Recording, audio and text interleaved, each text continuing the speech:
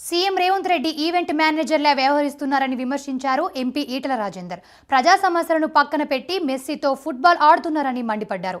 సింగరేణిలో క్వార్టర్లు బాగు చేయడానికి, సిబ్బందికి జీతాలు ఇవ్వడానికి డబ్బులు లేవు, కానీ సింగరేణి డబ్బుల 100 కోట్లు పెట్టి ఫుట్బాల్ మ్యాచ్ ఆడుతున్నారని ఫైర్ అయ్యారు. ఈవెంట్ మేనేజర్ లాగా మారిపోయిండు.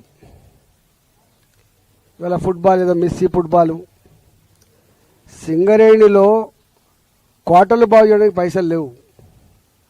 సింగరేణిలో అప్పులు తెచ్చుకుంటే తప్ప జీతాలు లేని పరిస్థితి ఉంటే సింగరేణి నుంచి 100 కోట్ల రూపాయలు ఖర్చు పెట్టి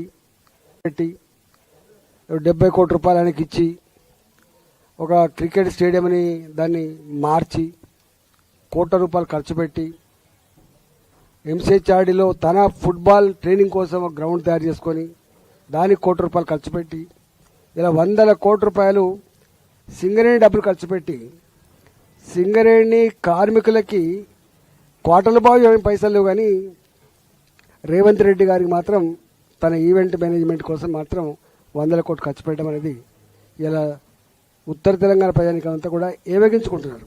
రేవంత్ రెడ్డి గారు